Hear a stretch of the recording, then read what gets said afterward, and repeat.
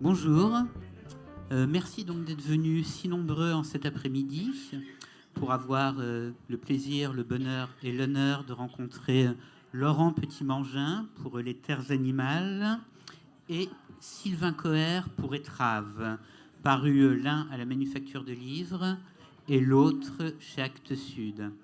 Alors, deux livres particulièrement riches, deux livres qui, sur bien des points, présentent quelques dénominateurs communs, sur bien d'autres diffèrent.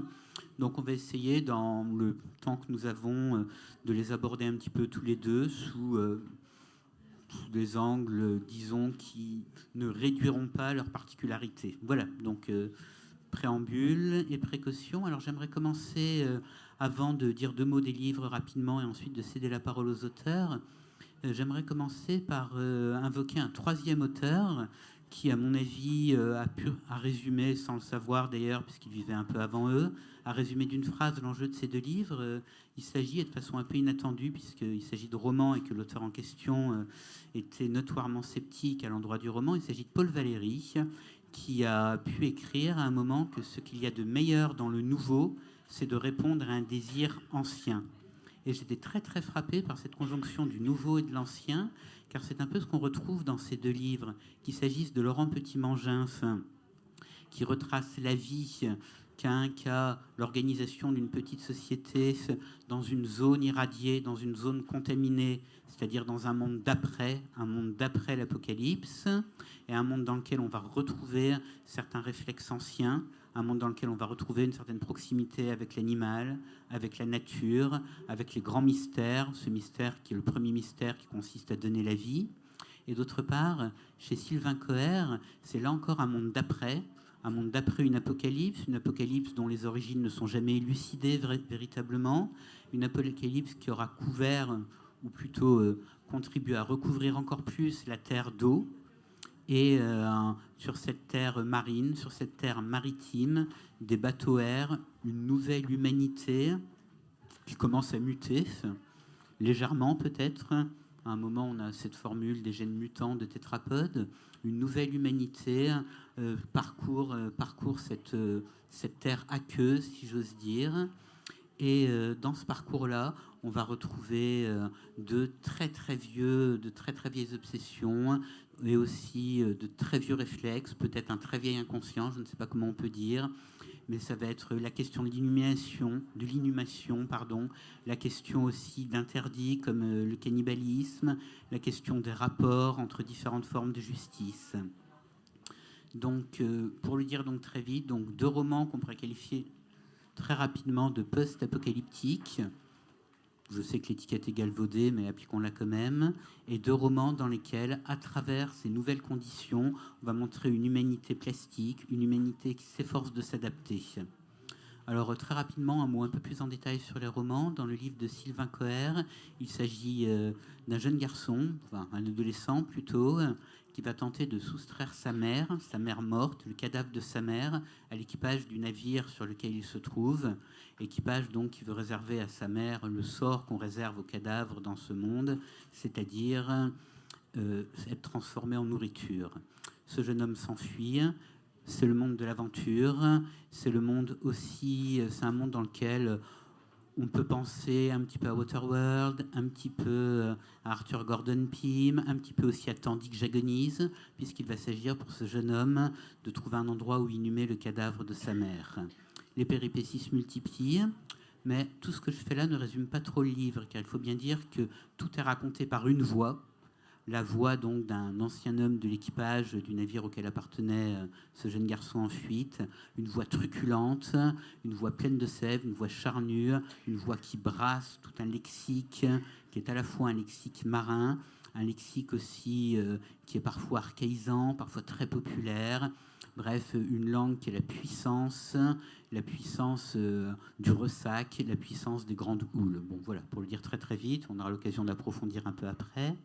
Laurent Petit-Mangin, alors cette fois on est sur Terre, on est bien sur Terre, mais c'est une Terre particulière, c'est une Terre qui va dissimuler, sous une nature qui ne paraît pas atteinte plus que ça, qui va dissimuler le piège, le poison, ce sont les radiations qui restent dans cette zone. Alors cette zone a été évacuée, mais j'allais dire un petit village résiste, si j'ose le formuler ainsi, c'est-à-dire une petite bande d'amis qui ont décidé de ne pas partir, qui ont décidé de continuer leur vie en cet endroit. Et bien entendu, j'allais dire bien entendu, presque logiquement, on va voir la façon dont se maintient à flot une petite société, dont le désir peut circuler entre les êtres, mais va aussi se poser la question, la grande question, c'est-à-dire de savoir qu'est-ce qu'on fait de tous nos réflexes humains, qu'est-ce qu'on fait de notre conscience, comment on voit la nature maintenant qu'on sait qu'elle est contaminée, comment on voit les autres et comment on se voit alors qu'on sait qu'on n'a plus qu'un certain nombre d'années à vivre, 3 ans, puisque au bout de 3 ans, grosso modo, les radiations font leur œuvre mortelle. Et c'est un petit monde qui est à l'écart et qui se demande s'il ne va peut-être pas falloir réintégrer le monde des survivants, réintégrer le monde de ceux qui ont échappé aux radiations. Donc voilà encore pour le dire très très vite. Et dans ces 2 livres, points communs, comme les points communs que j'évoquais tout à l'heure, c'est qu'est-ce qu'on fait dans ce milieu si particulier qui est le milieu naturel, le milieu terrestre, marin en l'occurrence, dans un cas, quand il a été ainsi transformé, quand il est devenu ainsi dominant ou ainsi menaçant. Alors Sylvain Coher, je voudrais commencer par vous. Il y a un moment dans votre livre, cette phrase ce que la mer permet, suivi de 3 petits points, la marge d'erreur est considérable. Et moi, je me demandais qu'est-ce que permet la mer à un écrivain? Est-ce que la mer, est-ce que l'expansion comme ça de la mer qui déborde ces limites qu'on lui connaît actuellement, est-ce que ça permet à l'écrivain de libérer une espèce d'imaginaire, je ne sais pas moi, de faire affleurer d'autres textes? Est-ce que ça lui permet de couper avec certaines traditions romanesques? Enfin, qu'est-ce qui vous a séduit dans ce débordement littéral? Alors, c'est une question vaste, hein, quand même. Vaste comme l'océan, justement. Moi, je me demandais, peut-être en termes alors strictement littéraires ou formels, qu'est-ce que ça vous permet comme liberté?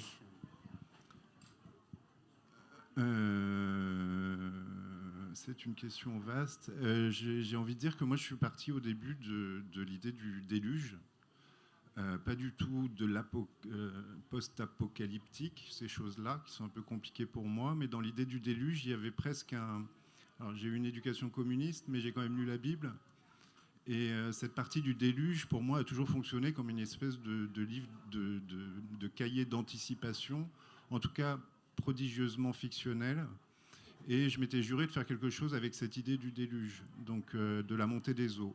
Et puis en creusant sur le déluge, je me suis rendu compte qu'en fait, on est sur un texte qui préexiste avant, qui n'est pas du tout cette idée de fin du monde, mais qui est déjà lié pour les Mésopotamiens à la montée des eaux, c'est-à-dire à comment pour les premiers agriculteurs qui sont installés au bord de la Méditerranée, les premières montées des eaux ont contrarié finalement les projets agricoles et il a fallu déplacer les animaux.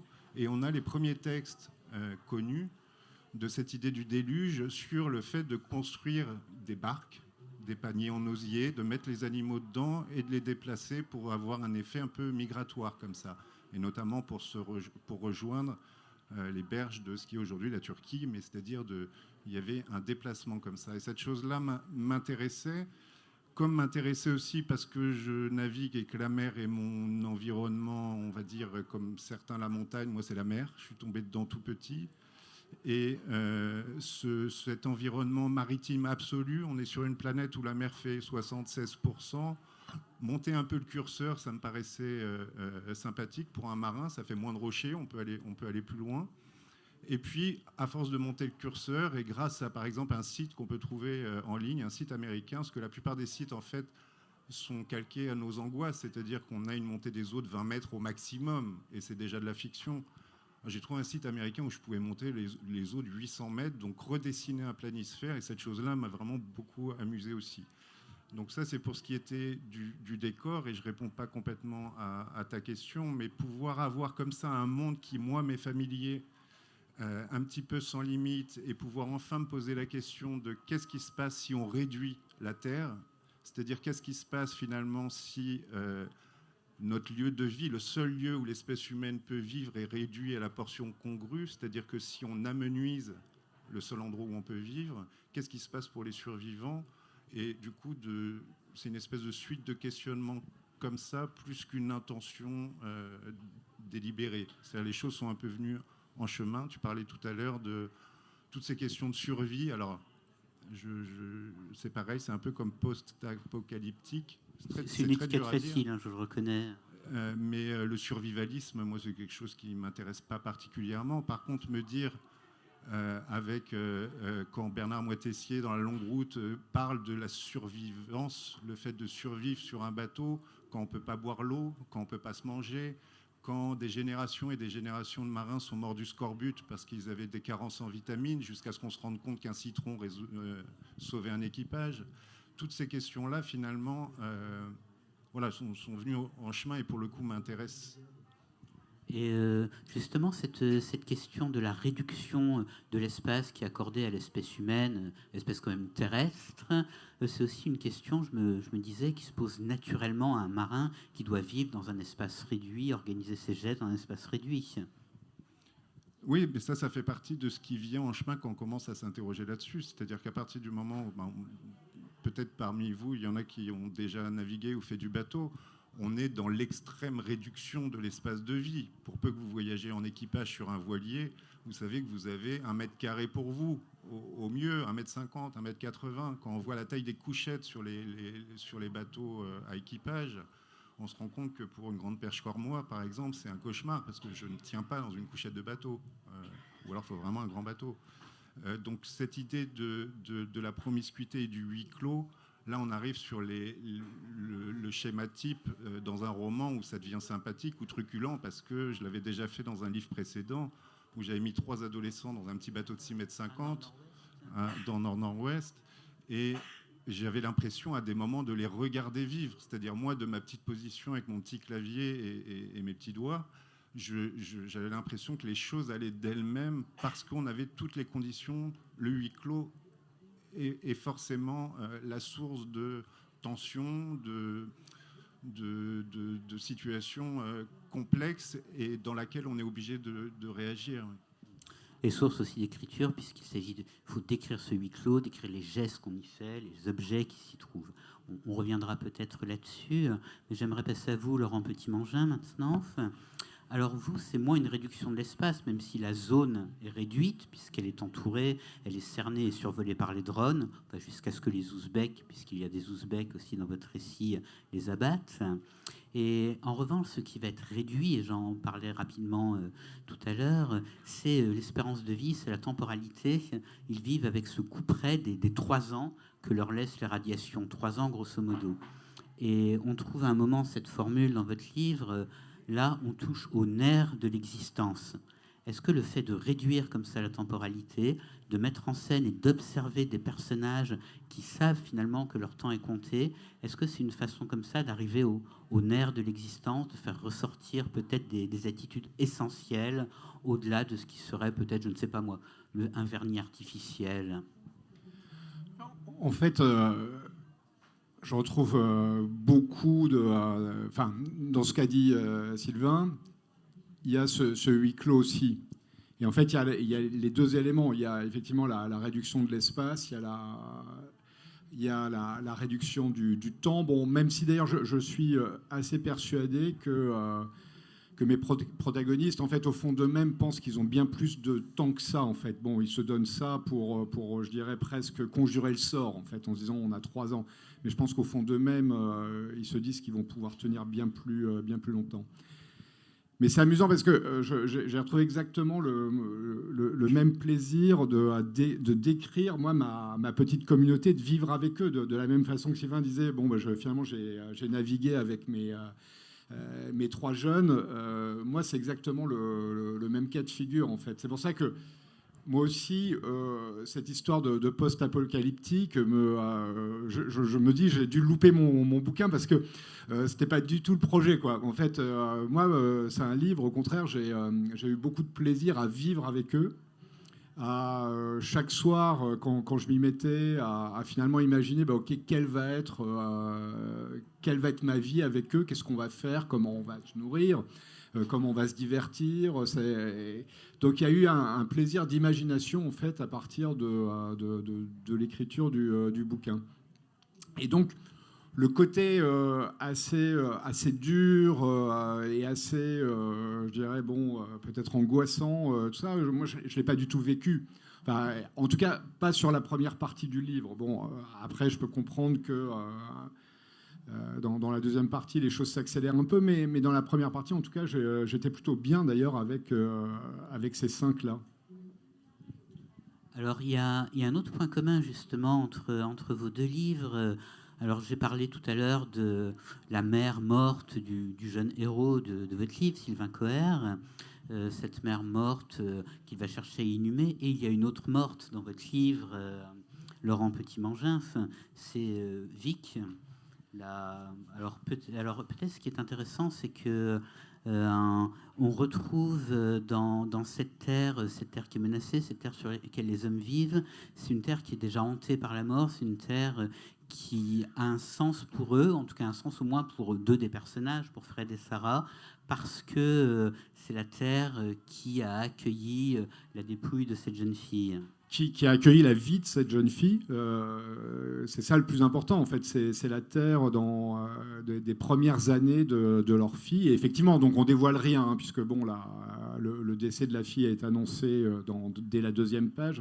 Mais effectivement, c'est leur raison fondamentale pour rester. C'est-à-dire que, évidemment, que les autorités ont proposé de faire le transfert de la dépouille ailleurs, mais pour Sarah, non. Enfin, je veux dire, c'est là où cette petite fille a vécu, c'est là où il y a la course du soleil au-dessus de sa tombe, et elle ne bougera pas, en fait. Et donc, évidemment, comme elle ne veut pas laisser sa fille, elle reste là également avec son mari. Et c'est leur raison de rester. Et effectivement, pour les 3 autres larrons, on va dire, bon, les raisons sont un peu moins données. C'est presque un peu par fidélité, par amitié que les 3 autres, parce que bon, ils ont été du premier combat pour que justement qu'ils aient le droit de rester dans cette zone.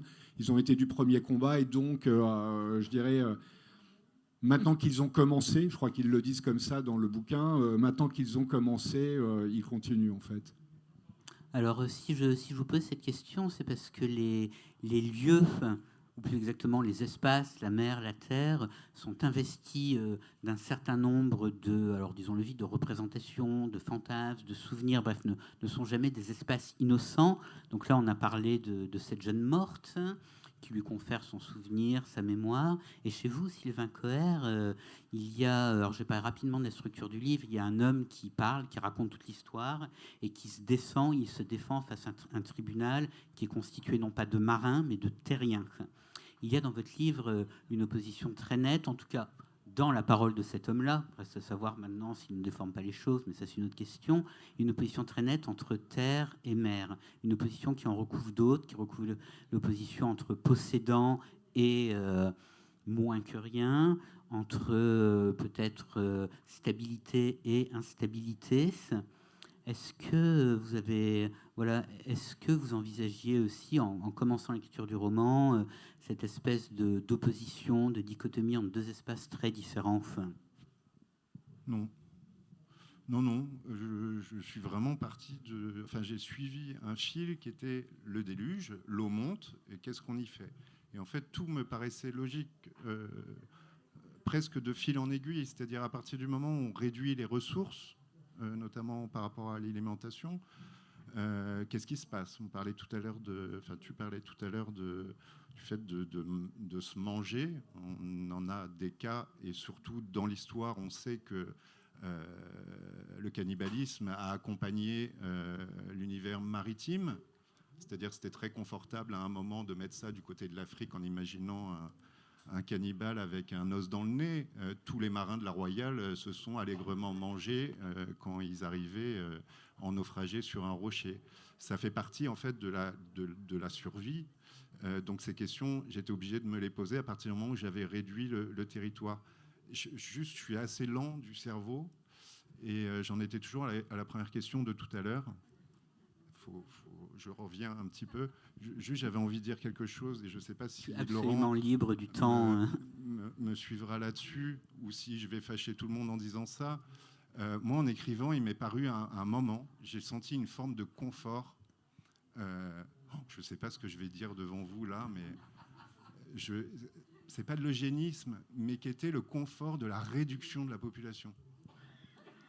Le malthusianisme. Ça va, tout va bien. Mais je pense que, alors, pour en avoir parlé souvent avec les gens qui pratiquent la montagne, moi, je pense qu'une des choses qui me plaît le plus dans l'univers maritime, c'est le fait qu'il n'y a plus d'êtres humains aussi. C'est le fait de réduire, de redécouvrir le silence, de redécouvrir un espace qui n'est pas encombré, où il n'y a pas d'embouteillage, à part l'été sur les ports en Bretagne pour pouvoir trouver une place pour remplir sa gourde. Mais sinon, il y a quand même cette espèce d'univers vaste et du coup qui pose aussi la question, quand je parle de petits bateaux ou de petits îlots de survie, où on retrouve les travers humains, parce que forcément, s'il y a très peu de terre, ceux qui s'accrochent à la terre vont la défendre comme des soldats. Et en termes de piraterie, ceux qui s'accrochent à ce qui flotte vont essayer aussi de bouffer sur les bouts de terre. Donc forcément, j'arrivais sur, on va dire, des standards ou des clichés des guerres telles qu'on en a toujours connues, c'est-à-dire la convoitise. Mais c'était une convoitise qui, du coup, était réduite à la portion congrue des petites embarcations, des petits îlots, vu que la Terre ne ressemble plus, les Alpes ne sont plus qu'un archipel, dans mon livre, ou les Pyrénées. Tout ça a été réduit et finalement assez confortable pour moi, de sentir qu'il n'y avait plus la foule. Alors, cela dit, sinon, si je peux me permettre, non pas d'être en désaccord, mais peut-être de nuancer le propos sur un livre que je n'ai pas écrit face à son auteur, extrêmement présomptueux, mais on ne peut pas dire que cette mer soit dépeuplée. Il y a énormément de péripéties. On trouve une jonque, une espèce d'Amazone maritime, personnage assez fabuleux, un médecin qui vit dans une espèce d'arche, une espèce de bateau-arche en forme de boîte.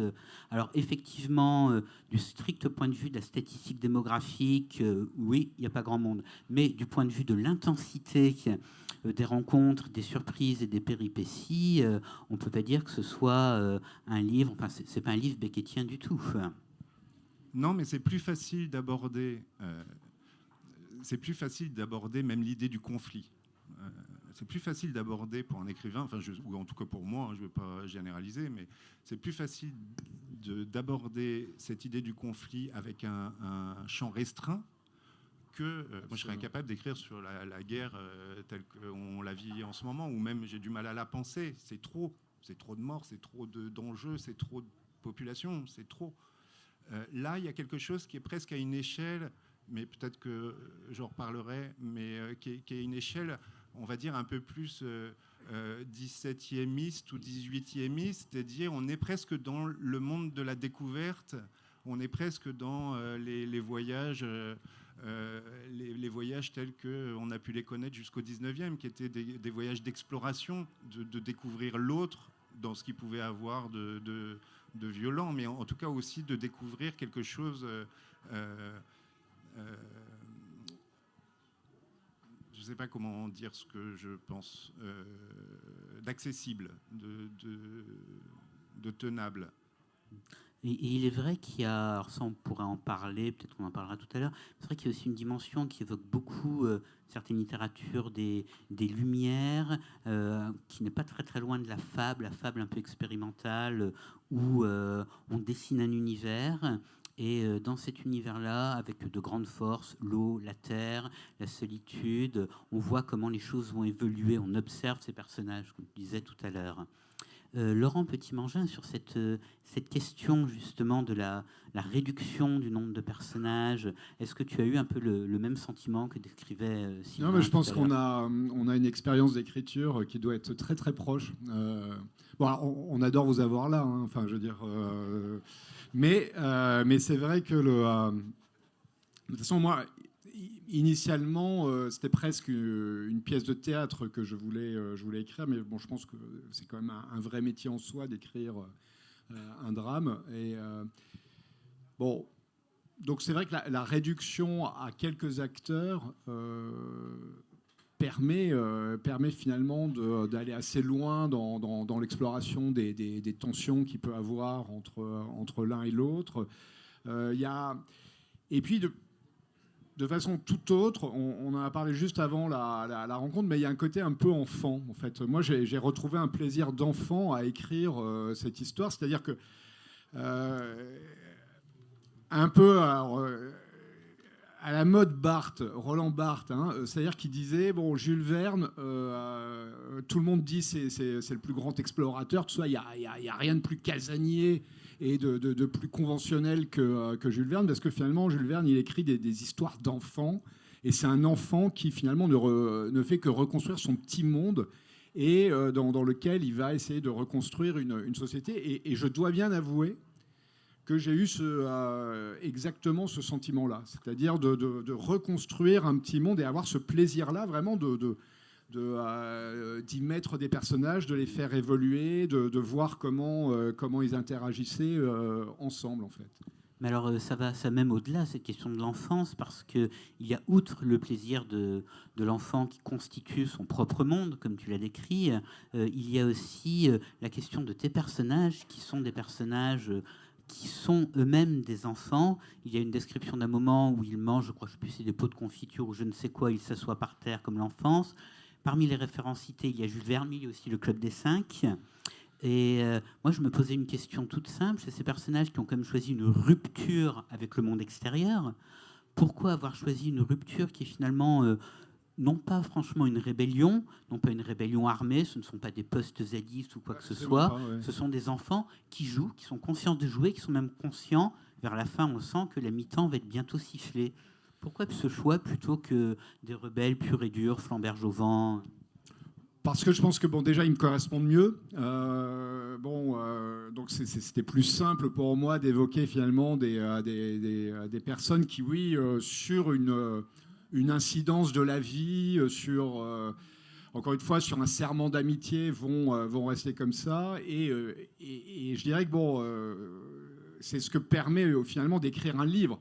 C'est-à-dire, c'est d'arriver à un moment à écrire une histoire à partir de choses dont on a envie.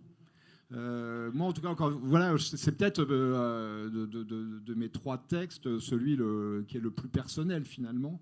Où je me suis recréé un monde qui finalement me va bien.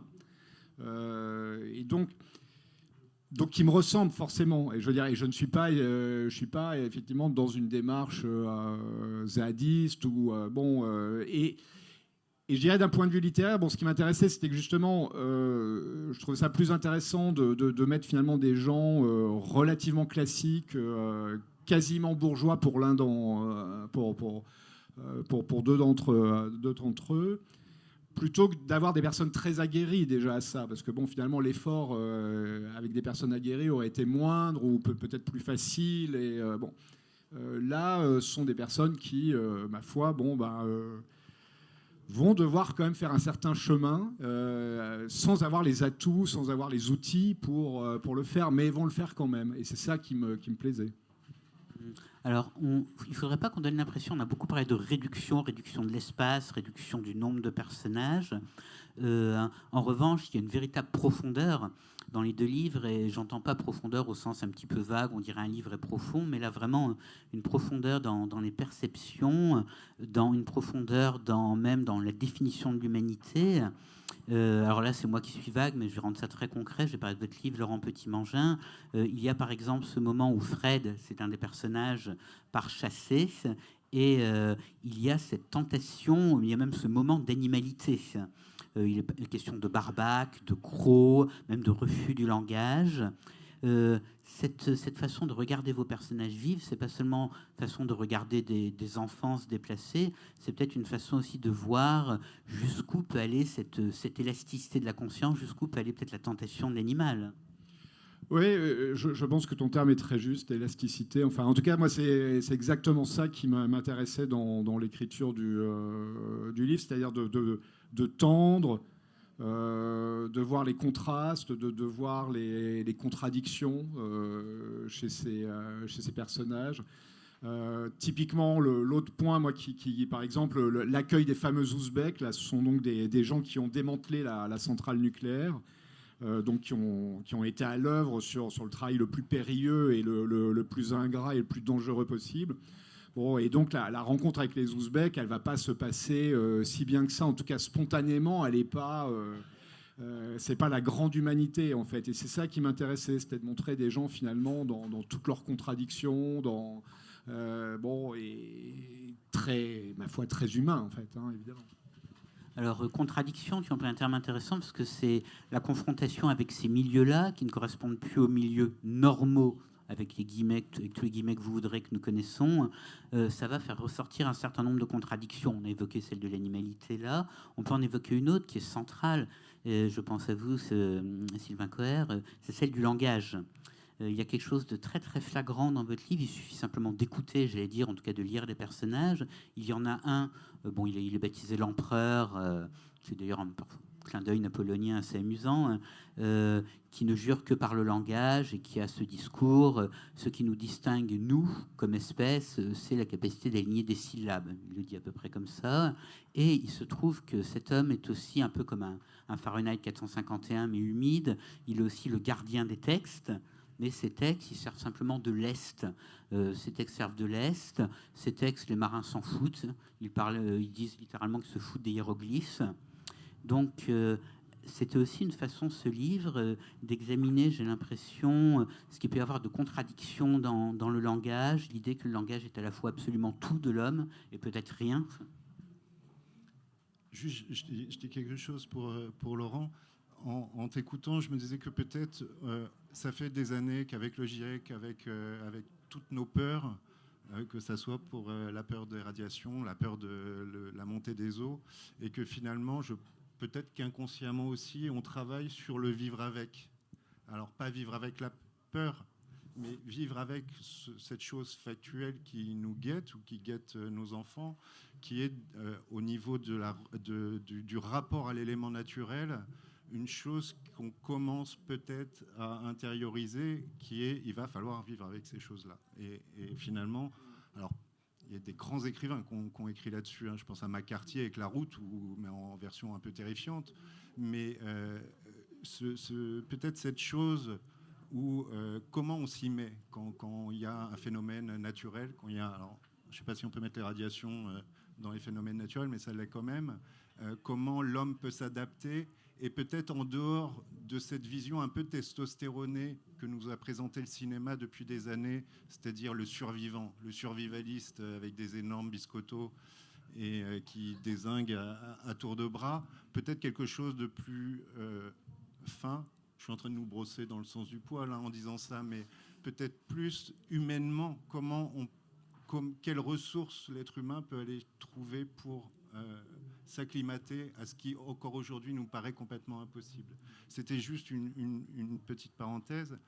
Pour ce qui est du langage, qui est aussi, moi, finalement, le premier objet de ce livre-là, alors pour tout vous dire, au début, j'étais parti sur la lingua franca. La lingua franca, c'est la langue qui a été parlée sur tout le pourtour, enfin tout l'espace méditerranéen, du Moyen-Âge, ou vraiment du début du Moyen-Âge jusqu'au 19e siècle, c'était la langue que tous les marins comprenaient.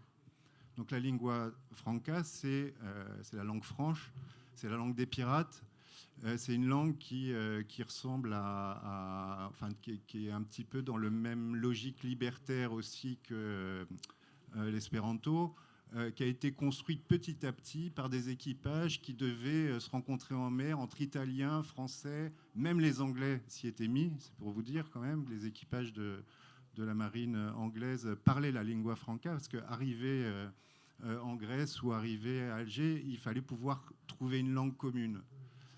Et alors moi, j'ai travaillé pendant des mois sur essayer de faire un roman en lingua franca, c'est-à-dire en jouant. On n'a pas de traces de cette langue. On a quelques traces qui sont plutôt caricaturales. C'est pas une langue de l'écrit, c'est un pidgin. C'est une langue qui a été parlée tellement longtemps et dont on a si peu de traces. Donc j'ai commencé à construire une langue en faisant des emprunts, mais des emprunts en voulant donner à ces emprunts une espèce de texture, en me disant que j'aurais peut-être quand même un ou deux lecteurs qui arriveraient à comprendre ce que j'écrirais. Et puis après, je me suis dit que quand même, j'avais déjà pas beaucoup de lecteurs, donc si je réduisais à ce point-là, j'en aurais plus du tout. Donc j'ai fait un autre choix qui m'est venu brutalement, comme une idée. C'est-à-dire que je me suis souvenu une langue qui était la langue de mon grand-père, qui m'a élevé et surtout qui m'a appris à naviguer quasiment depuis le berceau. Et alors mon grand-père avait cette particularité d'être quelqu'un qui n'était pas un lettré, mais qui aimait bien jouer avec les mots. Il y avait un petit côté audiard chez mon grand-père. Et tout petit, en plus de la voile, il m'a appris aussi les troquets des ports.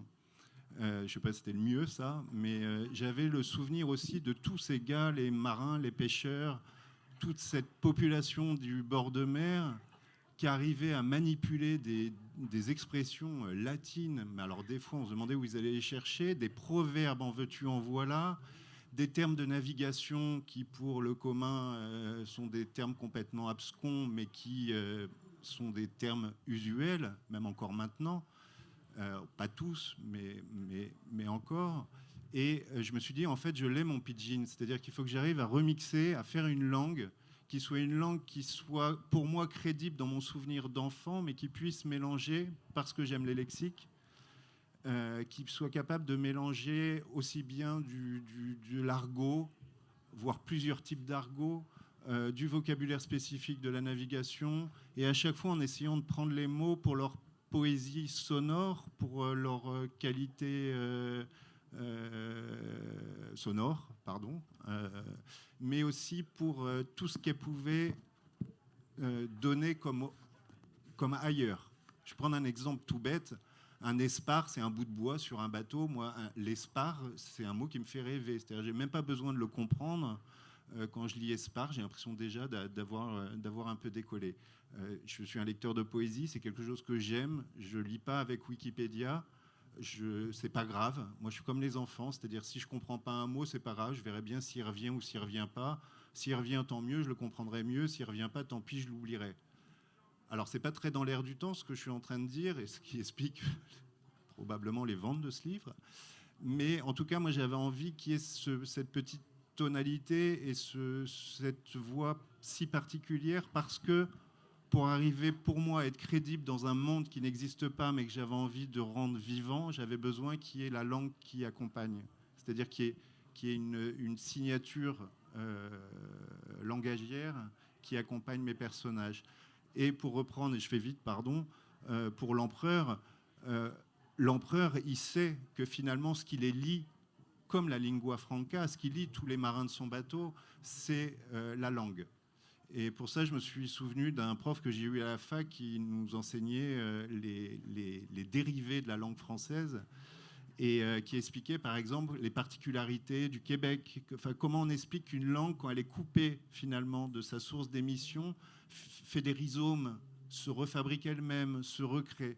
Et ça, le souvenir de cette phrase-là m'a donné énormément de liberté, parce que je me suis dit, cette langue-là, à partir du moment où je la pose, je peux jouer avec comme un matériau, c'est-à-dire que ces bateaux sont isolés, ils n'ont pas forcément toujours de rapport entre eux, donc finalement, la langue, elle continue à vivre à l'intérieur du bateau. Et c'est pour ça que ce cuisinier qui parle, c'est un monologue, finalement, utilise une langue qu'il adapte à sa sauce. Et on pourrait même dire qu'il se passe cette chose du point de vue de la langue extrêmement littéraire, extrêmement intéressante dans votre livre, c'est qu'on est pour dire vite, entre le réalisme et le nominalisme. D'un côté, c'est une langue très précise qui décrit des actions, comment vivre dans quelques mètres carrés, comment survivre dans quelques mètres carrés, et d'un autre côté, par moments, avec ces termes qu'on ne saisit pas, car je mets au défi quiconque, à moins que ce soit un très grand navigateur peut-être, et qui est lui en plus un peu de littérature ancienne, je me défie quelqu'un de comprendre la totalité des termes. C'est aussi la pure jouissance du langage qui s'engendre. J'ai l'impression qu'on est toujours un petit peu entre les deux. Oui, alors, maintenant je vais faire le réac. Relisons Hugo, Les Travailleurs de la mer. C'est bourré de termes scientifiques. Enfin, à part les collégiens, parce qu'ils sont forcés avec un fusil sur la tête, personne ne va aller sortir son dictionnaire. On les passe, ces mots-là. Ces mots, ils participent comme en musique, c'est-à-dire ils font une partition. Voilà. Sur cette partition, il faut qu'on retrouve aussi des réflexes de lecture où on ne sait pas tout, où on n'a pas la science infuse, on n'a pas besoin d'avoir 12 dictionnaires. Par contre, la proposition de ces mots, alors je vais reprendre mon exemple de l'enfant, il se trouve que j'en ai plein des enfants, quand je leur lis une histoire, jamais ils m'arrêtent, et pourtant la plupart des mots, le petit, il ne les connaît pas. Mais jamais il va m'arrêter en me disant c'est quoi ce mot-là, alors que même dans la littérature pour très jeunes, il y a des mots qui sont compliqués pour eux. En fait, il va m'arrêter si le mot revient plusieurs fois et qu'il n'a toujours pas contextualisé. C'est-à-dire qu'il n'a pas eu ce qui lui permet, lui, de faire son image mentale. Moi, j'ai fonctionné exactement comme ça. C'est-à-dire, parfois, j'ai mis un mot parce que je l'aime bien. Petite faiblesse de marin, j'avais envie de mettre. Plutôt que de mettre le bord du bateau, j'ai mis la lisse du bateau. Ce mot-là, il a un sens à plusieurs reprises, donc je l'ai contextualisé à chaque fois. Normalement, un lecteur un peu attentif, celui dont je rêve, au fur et à mesure, il va se dire, OK, la lisse, c'est le bord du bateau, il s'est accroché à la lisse, il s'assoit au bord de la lisse. Le mot, il va rentrer. Alors après, si on l'oublie, tant pis, c'est pas grave. Le mot est tellement beau que moi, j'avais envie de le mettre. Puis, il y a des mots qui sont abandonnés, parce que je les ai utilisés juste parce que j'avais besoin d'une dentale à un moment et que je préférais ce mot-là. Et là, je suis en train de parler de musique, mais de sonorité de la phrase. Même. Et bon, ce que je reçois et ce que j'ai reçu aussi de lecteurs, on va dire, il y a des mots qui sont compliqués. C'est difficile à lire parce qu'il y a des mots qui sont compliqués. Alors, moi, je veux bien prendre un étendard et dire, en fait, ce qui est simple et compliqué pour moi, à chacun de trouver son niveau de difficulté. En tout cas, le fait aujourd'hui d'accueillir du lexique, c'est-à-dire d'avoir une phrase autrement qu'une phrase sujet, verbe, complément, avoir autre chose que les 3000 mots qui couvrent beaucoup de livres. En ce moment, moi, ça me paraissait une espèce de fonction vitale, parce que c'est ce que je cherche dans la littérature, et ça me paraissait... j'avais l'impression d'être assez joueur, taquin, en les mettant dans mon livre. Je comprends que ça ne soit pas forcément une démarche toujours facile, mais en tout cas, j'en avais besoin. Besoin qui est vraiment de l'ordre de la poétique ou de la poésie, dont on sait qu'elle oscille sans cesse entre, je sais pas, de réalisme et de nominalisme, entre le mot et son sens, et puis la pure gratuité du mot. Et puisque je parle de poésie, j'en viens à vous, Laurent Petit-Mangin, et parlons peut-être aussi de la langue dans la zone, dans ce petit espace irradié. C'est une langue assez particulière, car d'un côté, il y a des formules qu'on pourrait qualifier, pour le dire vite, de poétiques, des formules très imagées, très belle, et d'un autre côté, il y a une langue qui est une langue familière, qui est une langue de l'action, qui est une langue qui se fout un petit peu de la beauté ou du bien dire. On a cette espèce de tension permanente entre les deux. Alors, vous pouvez poser ma question dans un sens, on pourrait la poser dans l'autre. Pourquoi cette inclusion comme ça de petits fragments, de petits bouts de poésie dans une langue qui pourrait n'être qu'une langue pratique, qu'une langue obsédée par la survie et la nécessité de décrire les choses? Parce que je crois que tout simplement c'est ce que j'aime lire, c'est-à-dire les livres que j'ai beaucoup aimé, je sais pas, le Feu de Barbus par exemple, il y a exactement ce mélange des deux registres. Et j'ai de multiples exemples comme ça en tête où finalement il y a cette alternance de moments plus, on va dire, plus souples, plus enlevés, et de moments plus immédiats, plus rêches aussi dans la langue. Et comme j'aime les lire, finalement, je les écris. Et effectivement, le tout, c'est d'arriver après à les doser. Enfin, c'est-à-dire, à ce qu'ils ne semblent pas plaquer. Bon, voilà, je pense que c'est le seul enjeu. Mais en tout cas, moi, ça fait partie du plaisir d'écrire de temps à autre. Effectivement, si j'ai envie d'écrire quelque chose sur un paysage, sur cette espèce de zone qui est quand même belle, c'est-à-dire c'est ça tout ce qui est terrible finalement dans là où ils vivent, c'est que la zone, elle n'a jamais été plus belle finalement. Ce beau massif bleu là, donc évidemment que pour le décrire, ce massif, j'avais envie quand même d'y passer un peu de temps et de lui donner sa place. Et c'est un lieu, c'est un massif, c'est un endroit qu'on peut s'arrêter pour contempler. Il y a un belvédère en particulier. Bref, c'est un lieu qui impose dans la contemplation, ou qui suppose dans la contemplation une espèce d'arrêt du temps. Et ça mène même peut-être à une autre caractéristique du texte, c'est que le rêve de ces personnages, il me semble, c'est de vivre dans un présent permanent. Il y a un très beau passage où, je crois que c'est lors de la partie de chasse, donc partie de chasse avec les Ouzbeks, où il dit, alors là, on était dans cette espèce de temps insécable. Et je me demande si le rêve de ces personnages, ça serait pas de vivre dans ce présent infini, cet instant infini, et ce qui est impossible par nature. Oui, non, il y a. Bon, je pense que quand je disais que c'était peut-être, enfin, c'est le roman le plus personnel que j'ai pu écrire. Bon, moi, j'ai une espèce de peur terrible du temps, du temps qui passe. Donc cette peur, je pense qu'on la retrouve exprimée différemment dans ces personnages qui, effectivement, veulent vivre ce présent, se font, encore une fois, se disent, bon, finalement, quand bien même on n'aurait que 3 ans, bon, au moins... on va en profiter au maximum. Bon, enfin, je sais pas. Oui, je pense que ça réveille. En tout cas, c'est assez cohérent en fait avec pas mal de choses qui me trottent en tête. Ouais. Et cette question du temps, et c'est peut-être, on finira peut-être par là, Sylvain Coher, c'est une question qui revient et de manière, me semble-t-il, assez marquée dans le livre, dans la mesure où on a d'un côté le temps de la nature, qui est considéré par les personnages comme un temps cyclique, c'est-à-dire l'eau a recouvert infiniment plus que ce qu'elle recouvrait avant, puis ensuite il y aura un autre cycle où elle baissera, et ainsi de suite. Et d'un autre côté, il y a le temps du livre lui-même, le temps du récit de Blaquet, le temps du récit du cuisinier, qui, comme tout récit, est évidemment un récit linéaire, tendu vers l'avant, quoi. Et voilà, j'ai l'impression que ce conflit entre les temps t'intéressait particulièrement. Oui, je vais faire Père Castor, je vais raconter une petite histoire. Au moment où je travaillais sur le texte, en fait, j'avais plein de questions qui m'arrivaient. C'est à partir du moment où il n'y avait plus que 13% de terre ou 10% de terre sur cette planète, je me demandais quelle serait la météo. C'est-à-dire, on n'a plus les continents, donc on n'a plus de saison. Je me demandais aussi pour les marins, c'est une question de marins, ce serait quoi les courants à partir du moment où il n'y a plus... Donc avec les courants, il y a la météo aussi. Et puis, au bout d'un moment, je me suis demandé, mais c'est quoi la faune et la flore sur une planète qui serait uniquement un océan ? Et alors là, vu que je n'arrivais pas à inventer, au début, je me suis dit, il y a plein de bêtes. Ça va être comme c'est les dents de la mer, quoi. Et puis, j'ai eu un doute et j'ai contacté un monsieur qui s'appelle Didier Guasquel, qui s'occupe de l'Ifremer à Rennes. Et je lui ai posé... j'ai contacté pas mal de scientifiques qui m'ont tous dit, c'est pas possible, donc... c'est pas intéressant.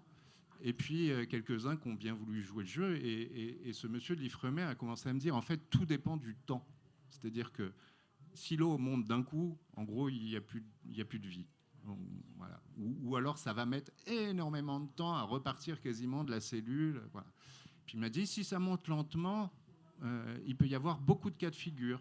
Alors, des cas de figure où il y a plutôt des petites choses, mais aussi des cas de figure où il y a des grosses. Et puis, 2 jours après, il me renvoie un message en disant, finalement, il y aurait peut-être des grosses.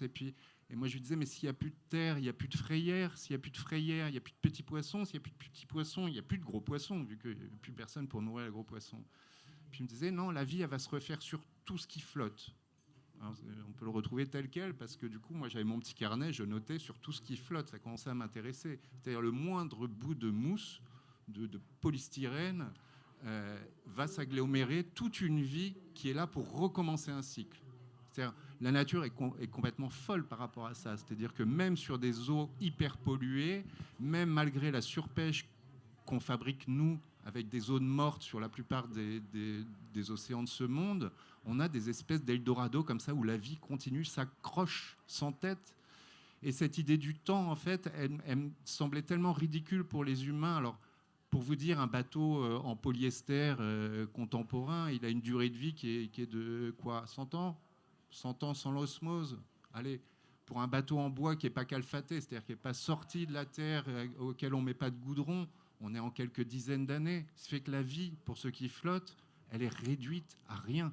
Donc il y a cette idée de temporalité ou même la vie humaine, finalement, nos 80 ans ou nos 100 ans de vie humaine paraissent gigantesques par rapport à cette idée de survivre sur la mer. Donc forcément, cette idée du temps, elle accompagne, elle fait presque une peur supplémentaire. C'est-à-dire qu'il est question de trouver des solutions, mais en plus de les trouver vite, parce que la nature, elle continue son chemin. Donc je dis, la mer a monté, je n'ai pas besoin de dire pourquoi. On ne me pose pas la question, ça m'arrange, je n'aurai pas forcément la réponse. C'est possible, ça a existé, notre planète a déjà existé sous une forme liquide. On sait qu'il y a, je ne sais plus, 12 fois ou 11 fois la superficie de nos océans à l'intérieur de notre planète. Ça, c'est une idée assez terrifiante pour les gens qui n'aiment pas l'eau. C'est-à-dire que si on faisait tout repasser dessus, là, pour le coup, je suis Nostradamus, quoi. Mais bon, pour l'instant, ça reste dans la planète. Là, je me suis complètement perdu en racontant ça.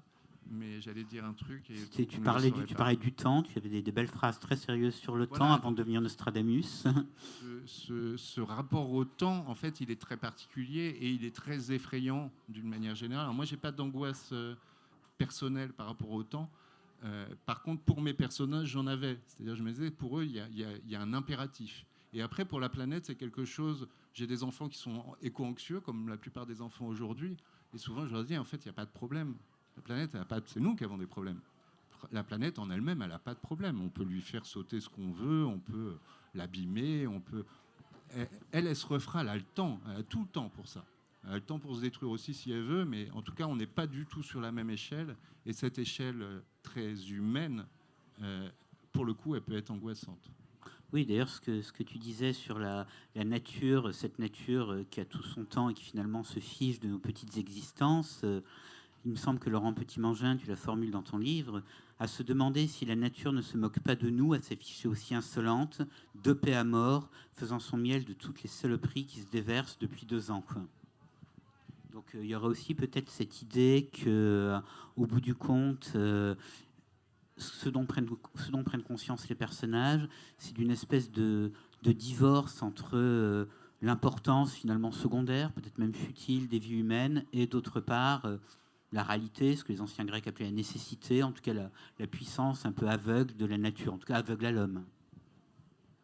Oui, cette course indépendante, oui, bien sûr, c'est tout à fait ça. Et pour finir peut-être sur cette question du temps, autre chose, on parlait tout à l'heure d'une espèce d'éternel présent, de l'angoisse face au temps. C'est pas seulement une angoisse face au temps réduit qui nous serait imparti, c'est aussi une angoisse face à un temps trop long, c'est-à-dire à un temps incommensurable, incalculable pour les humains. On parle à plusieurs reprises dans ton livre des radiations. Les personnages vont mesurer les radiations et ils se disent « mais c'est dingue de penser que on peut même pas envisager le temps qu'il va falloir pour que ces radiations reviennent à la normale. » Oui, elles sont plus à échelle d'homme, effectivement. Et ça fait partie de l'autre vertige, oui. Ouais.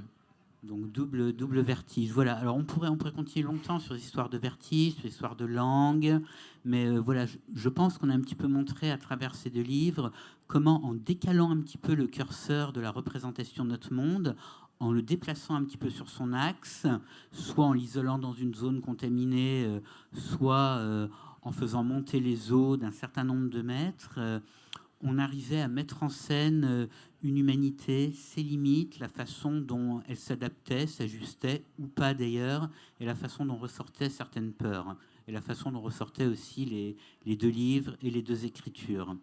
Voilà, je pense qu'on peut arrêter là. Donc, merci à vous, merci aux auteurs. Merci Damien.